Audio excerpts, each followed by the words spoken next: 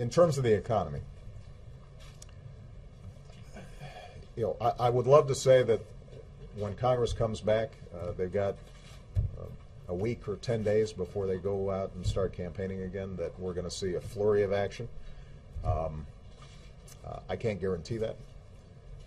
I do think that there's some specific things they could do that would make a big difference. I'll give you a couple of examples. First of all, just making sure that we've got what's called a continuing resolution so that we don't have any disruptions and government shutdowns over the next couple of months. That's important. It appears that there's an agreement on that, but we want to make sure that that gets done. Number two, we have put forward an idea that I think a lot of Americans think makes sense, which is we've got historically low interest rates now, and the housing market is beginning to tick back up, but it's still not at all where it needs to be. There are a lot of families out there whose homes are underwater. They owe more than the house is worth because housing values drop so precipitously, and they're having trouble refinancing.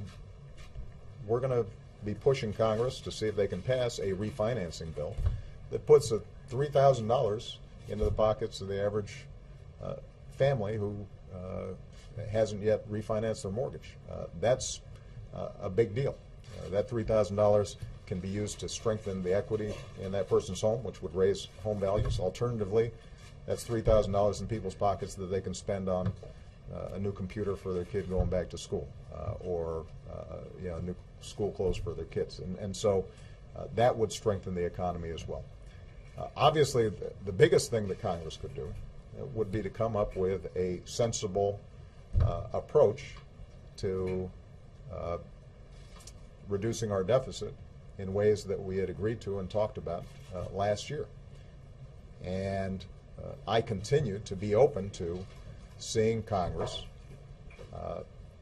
approach this with a balanced plan that has tough spending cuts, building on the $1 trillion worth of spending cuts that we've already made, but also asks for additional revenue from folks like me, from folks in the top 1 or 2%, to make sure that folks who can least afford it aren't suddenly bearing the burden, and we're providing some additional certainty to small businesses and families going forward. Alternatively, they could go ahead and vote for a bill that we've said would definitely strengthen the economy, and that is giving everybody who's making $250,000 a year or less certainty that their taxes aren't going to go down next year. That would make a big difference. Now, obviously, the Republicans have voted that down already once. It's not likely, realistically, that they're going to bring it back up again before Election Day. But my hope is after the election, people will step back and recognize that that's a sensible way to bring down our deficit and allow us to still invest in things like education that are going to help the economy grow.